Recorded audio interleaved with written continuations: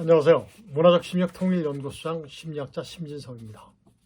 참 작년서부터 금년에 이르기까지 정말 우리 지구가 이상해요. 지진이 여러 군데서 수차례 일어나죠. 거기서 보면 몇 명이 죽는 것이 아니에요. 몇 명이 사상이 입는 것이 아니라 수천 명, 심지어는 수만 명까지 이렇게 사상을 입죠. 정말 이런 것을 봤을 때 정말 안타까운 일이 아닐 수 없습니다. 설상가상으로 이스라엘과 그 팔레스타인의 무장 정파인 하마스 전쟁이 또 일어났죠. 우리 지구상에서 정말 화약고, 언제 터질지 모르는 화약고가 두 군데 있습니다. 어디입니까? 제가 지금 말씀드렸던 그 이스라엘과 팔레스타인 그쪽 지역과 그 다음에 한 군데는 어디겠어요? 한 군데 어디겠습니까? 제가 이 여러분들과 마지막 결론 부분에서 말씀드리겠습니다. 자, 이스라엘과 그 팔레스타인 그 무장정파 하마스 간의 전쟁이 지금 벌어지고 있는데 거기에서 북한의 냄새가 굉장히 많이 나요. 북한이 개입했다는 그런 냄새가 정말 많이 납니다. 김정일이 개입했다는 그런 말이 냄새가 굉장히 많이 나요. 증거들이 많이 나오고 있어요. 참 정말 어디까지 악의 굴레 속에서 머물지 정말 참 안타까운 일이 알 수 없습니다. 김정은 정말 자중해야 되는데 자중이 아니라 제거돼야 되겠죠. 지구상에서 우리나라뿐이 아니고 남북 분단의 그 원흉으로부터 어디까지 갔습니까? 지금 전 세계의 그 악마의 존재까지 가고 있잖아요. 이런 걸 봤을 때 정말 실제 빨리 제거돼야 될 존재라고 봅니다. 대상이라고 봅니다. 자, 어떤 냄새가 났냐면 하마스가 이스라엘 공격할 때 어디로 들어왔죠? 땅굴이 전부 다 들어왔어. 땅굴. 그 다음에 이제 드론이라든가 무기 같은 모든 것들이 북한 냄새 굉장히 많이 나요. 제가 하나하나 말씀드리겠습니다. 북한은 오랜 기간 동안에 하마스에게 군사작전을 지원을 했어요. 이스라엘이 그 6 내지 8m 높이로 가자 지구에 쫙 완전히 분리장벽을 건설하죠. 그러니까 어떻게 공격할 수 있겠습니까? 거기에는 전부 다 그 지역마다 그 기관총이 전부 다 설치되어 있고 다 감시자구에 다 설치되어 있었는데 하마스가 공격할 수가 없어요. 그러니까 뭘로 들어가야 되겠습니까? 땅굴로 들어가야 되잖아요. 거기에 땅굴이 바로 어떻죠? 하마스는 이집트 시나이 반도나 이스라엘 남부 사막 지역으로 빠져나가는 땅굴을 수없이 많이 파놨다고 그러죠. 그래서 쫓고 쫓기는 물론 이제 이스라엘이 발견하기도 했습니다. 쫓고 쫓기는 두더지 게임이 계속 벌어지죠. 그런데 하마스가 판 땅굴은 정말 깜짝 놀랄 거예요. 땅굴이 겨다니는 것이 아니라 성인 남자가 약간 고개만 숙이면 자유롭게 활동할 수도 있고 그 안에서 몇 개월 동안 생활도 할 수 있을 정도로 아주 정교하게 만들어 놨대요. 그리고 이제 그 자체는 무기라든가 아니면 그 생활 필수품을 이동할 수 있는 그런 통로로 활용도 하고 있었죠. 그런데 이 하마스가 판 땅굴을 보면 우리나라 DMZ의 그 땅굴 메토 땅굴서부터 쫙 몇 개가 국민들께 공개됐는데 그 땅굴과 거의 비슷한 거예요. 여러분들 대부분의 사람들은 많이 가보셨을 겁니다. 북한의 땅굴들을 많이 가봤을 건데 정말 그 고개만 약간 숙여도 자유롭게 활동할 수 있죠. 충분히 몇 명이 어깨동무하고도 같이 올 수 있는 그런 그게 그 땅굴입니다. 그런데 그게 전부 다 하마스랑 거의 같다는 거예요. 2014년도 이스라엘군이 하마스가 구축한 땅굴 네트워크를 확인했는데 배치 형태가 어떻다고 그러죠? 우리나라 DMZ에 있는 형태랑 일치한대요. 조금 더 다를 바가 없습니다. 유사한 것이 아니라 똑같다는 거죠. 물론 이제 그 땅의 그 흙의 그 지질이라든가 이런 것이 틀리겠지만 정말 보면 어떻습니까? 우리나라는 되게 이제 암석적으로 파고들었어요. 아마 거의 비슷한 얘기가 있습니다.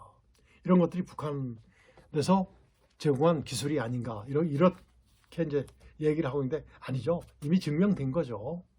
그 레바논 무장 세력 헤즈볼라가 구축한 지하 시설 중에서도 그 유사한 사례가 있었는데 이스라엘 안보 단체는 2021년도 보고서에서 헤즈볼라가 2014년에 북한한테 1,300만 달러를 주고서 이제 계약을 했대요. 그 굴착 기술을 넘겨받았다고 하죠. 그 미 의회 조사국의 CRS죠. 미 의회 조사국에서 조사한 바에 따르면 북한이 땅굴 기술자들을 외교관으로 위장시켜서 어떻게 했습니까? 땅굴을 활용하는 방법부터 파는 방법까지 조언을 계속해서 해왔다고 증언을 한 바도 있습니다. 이런 것을 봤을 때 하마스가 이용했던 모든 땅굴은 누가 개입된 거다? 북한의 기술이 개입된 거다라고 이제 우리는 볼 수밖에 없습니다. 그다음에 북한이 하마스에게 무기를 제공한 정황도 굉장히 많이 있어요. 포착되고 있죠. 그 미 국방정보국 출신으로 30년 가까이 북한 무기 거래의 움직임을 추적해온 그 브루스 벡톨이라는 교수분이 있어요. 이분은 이제 엔젤로 주립대 교수인데 10월 8일 날 2014년 하마스의 수십만 달러를 받고 107.12mm 달의 현장 로켓 발사기, 통신 장비 등이 그쪽으로 넘겨졌다라는 그런 계약이 맺었다고 확인한 바도 있죠.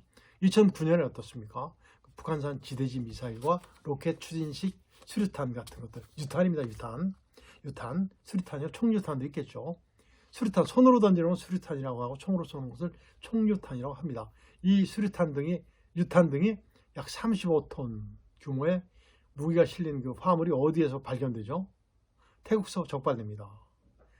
태국 정부는 유엔 안보리에 이제 보고를 했는데 북한 무기 행선지는 이란이라고 표시가 되어 있었다라고 보고했죠. 근데 벡톨 교수는 나중에 확인한 결과 이스라엘 당국이 그 무기가 이란을 거쳐서 하마스, 헤즈볼라로 향하고 있었다고 이렇게 증언한 바도 있습니다. 이런 것으로 봤을 때 정말 북한의 무기도 정말 그쪽에서 지금 활용되고 있는 것으로 판단이 되는 거죠. 그리고 이제 이번에 그 북한제 로켓 발사기를 사용한 정황도 이렇게 많이 포착되고 있어요. 그리고 이제 대전차 미사일 무섭죠? 전차 잡는 무기입니다. 불새2 보유 가능성도 증언을 했죠. 근데 실제 아마 저기 보냈을 거예요. 실제 이런 상황들이 2017년 이스라엘 군사정보 사이트에서 보면 대전차 미사일 불새2가 약 1,500여 발 정도 밀수출했다고 주장하고 있죠. 거기서 지금 그런 증거들도 나오고 있습니다. 그리고 이제 그 라디오 프리 아시아, 그 자유 아시아 방송에 따르면 워 누르아르라는 군사 전문 블로거는 하마스 대원들이 영상에서 대원 중 한 명이 꼭 뭘 가지다 F7 그 고폭 로켓을 전부 다 가지고 있다고 그러죠. 로켓. 그러니까 이제 수명의 대원 중에 한 명. 그러니까 이제 우리나라 이제 군대원 구성 중에 그 중에서 하나가 가지고 있지 않습니까? 이런 뜻이 가지고 있는 것이 이제 발견된 거예요. 이런 것을 봤을 때 어떻다? 정말 북한이 개입됐구나라는 북한이 수출했구나라는 것이 이제 증명되는 거죠. 이런 보도에 따라서 북한이 뭐라 그러죠? 북한 관영 매체는 이스라엘과 팔레스타인 간 전쟁은 처음 언급했는데 최근에 언급했습니다. 이스라엘을 굉장히 비방했죠. 말도 안 되는 소리 하고 있다라고 이제 비방을 했었죠. 또 이제 세 번째 그 북한의 냄새고 네 번째는 뭐냐면 드론을 띄워서 그 이스라엘 각 여러 곳에 설치되어 있는 그 감시 타워라든가 통신 무기부터 전부 다 파괴했어요. 그러니까 어떻습니까? 통신이 막혀서 이스라엘은 국경이 뚫린 사실을 알았을까요? 몰랐을까요? 몰랐죠. 원격 장비만 믿고 가만히 있다가 병력들을 감축시키거나 아니면 후방으로 배치했었는데 이번에 완전히 당한 거죠. 군인이 당한 거라면 말을 안 켰는데 민간들이 굉장히 많이 당한 민간인들. 하마스가 깜짝 놀랐어요. 하마스도 깜짝 놀랐어요. 이스라엘처럼 우리한테 쉽게 당할 줄은 몰랐다고 그러죠. 이 결정적인 시기에 어떻습니까? 하마스의 대원들이 약 25여 곳의 이스라엘 정착촌에 들어가서 남녀노소 가리지 않고 약 1,100여 명을 그냥 먼저 완전히 도륙낸다고 그러죠. 완전히 죽여버립니다. 그리고 살해한 다음에 어떤 마을에서 보면 약 40명의 아기가 전부 다 살해되었는데 그 중에서 목이 잘린 그런 일들도 있었어요. 정말 눈으로 보고 말을 할 수 없을 정도의 그 참혹한 사태들이 발생을 했었죠. 그래서 이런 모든 것들, 그 하마스는 드론을 띄워서 국경을 따라 설치된 감시 다 전부 다 파괴했겠죠. 통신기지로 파괴했을 겁니다. 통신이 두절되니까 이스라엘은 알까요, 모를까요? 알 수가 없는 거죠. 그러니까 후방에서 국경 지역을 모니터하던 이스라엘 대원들은 정말 깜깜해지니까 아무것도 모르는 거죠. 그러니까 당할 수밖에 없어요. 뭐죠? 이게 기습이죠, 기습. 완전히 기습이 가능했던 겁니다. 감시 장비들 전부 다 이제 없애버리니까 기습이 가능한 거죠. 이런 거예요. 이스라엘군이 그 약 11억 달러를 들여서 3년 반 만에 걸쳐서 이제 구축한 65km의 처음 서두에서 제가 말씀드렸던 65km의 스마트 펜스, 완전히 뭐 저기 옛날에 그 2차 대전 때 마지노선처럼 만들어 놨었겠죠. 그 상대적이니까 만들어 놨었는데 어떻게 됐습니까? 완전 이번에 다 날아간 거죠. 그 첨단 장비가 완전히 첨단 장비가 조잡한 원격 드론에서 전부 다 어떻게 된 겁니까? 완전히 박살난 거예요. 이런 것들. 근데 이 드론을 원격으로 조정할 수 있는 나라는 전 세계에서 몇 나라 안 됩니다. 공산주의 국가에서는 중국과 러시아, 북한인데 러시아 지금 그거 지원할 수 있겠습니까? 중국 지원할 수 있겠습니까? 글쎄요. 지원할 수 있는 나라 어디죠? 북한밖에 없습니다. 이런 모든 것들이 바로 북한의 냄새가 나는 거예요. 그런데 정말 그렇게 참혹한 상황이 벌어지고 있죠. 이스라엘은 어때요? 하마스를 내버려 두겠습니까? 팔레스타인 지역을 완전히 전쟁 선포됐죠. 뭐 전 세계에서 전부 다 이스라엘 국민들을 전부 다 소집했죠. 뭐 동원령 선포돼 가지고 지금 뭐 50만 명이 모였다 뭐 이런 뉴스도 나오고 있는데 이런 것들이 벌어집니다. 그래서 정말 참혹한 중동전으로 이렇게 벌어질 가능성도 우리는 안 벌어진다고 얘기할 수 없어요. 정말 어렵습니다. 이런 사안을 놓고 봤을 때 어떻습니까? 북한의 기술과 무기 수출이 증명되었죠. 그리고 북한의 침투의 기습전에 이용할 가능성이 있다 없다? 북한이 이러한 모든 것들을 우리 대한민국에 침투할 가능성이 있다 없다? 우리도 당했지 않습니까? 드론으로. 저기 대통령 정부실 용산까지 뚫렸지 않습니까? 이런 것들. 경고죠. 경고겠죠. 북한의 기술과 기습 침투 전에 이용할 가능성이 농후한 정도가 아니라 이미 계획하고 시행하고 있을 겁니다. 그 다음에 경제 침체를 벗어나기 위해서 정말 반인륜적인 사태에 그 기술을 투입한 북한 정말 어때요? 김정은 정말 반인륜적인 그런 것이 증명되었죠. 정말 지구상에서 우리 민족에서 제거되어야 될 대상입니다. 정말. 그리고 대남 침투의 활용 가능성은 어떻다? 이번에 가자 지역에서 벌어진 그런 것보다 더 아주 업그레이드된 그런 방법으로 우리한테 침투를 할 겁니다. 그래서 어떻게 되겠죠? 근데 거기에 또 보면 어때요? 우리 종북 세력에도 할 수 없어요. 왜? 완전히 북한 김정은의 지령을 받는 세력이라 보면 되죠. 우리나라 종북 세력까지라고 표현하면 굉장히 약하게 표현한 거예요. 정말 김정은의 완전히 오른팔, 왼팔, 대한민국에서 나는 정말 본부중에쯤 되겠죠. 김정은의 본부중 꼴 나는 그런 자들이 뭐라고 그랬냐면 이스라엘을 비방했어요. 그리고 하마스를 두둔하는 입장도 밝히는 것은 바로 뭐다? 김정은이를 두둔하는 거죠. 김정은이 추종하는 거죠. 이런 사태입니다. 그래서 우리는 어떻게 해야 되죠? 정말 안보관을 확립해야 됩니다. 정말 안보관을 확립해야 돼요. 우리 국민들이 너무 모르고 있어요. 몰라도 아무 몰라요. 이 누구 책임이다? 정부의 책임이에요. 빨리 국민들께 이러한 사실을 전부 다 알리고 공유해야 됩니다. 이런 정보를. 그리고 감시 자산을 최대한 동원을 해서 유사시의 응징 대책을 더욱 발전시켜야 됩니다. 이런 징후가 발견된다면 어떻게 해야 됩니까? 북한 자체의 정권을 종말시키는 그 작전에 이미 들어가야 돼요. 이미 시행됐어야 됩니다. 그런 계획이 이미 돼 있어야 되고 준비가 완벽하게 이루어져 있어야 돼요. 그 자체가 대한민국 국민을 살리고 대한민국의 영원한 평화와 우리의 동포, 북한 주민들을, 우리 동포들을 보호하는 최선의 길입니다. 정말 우리 정부 당국자들은 정말 잘해야 돼요.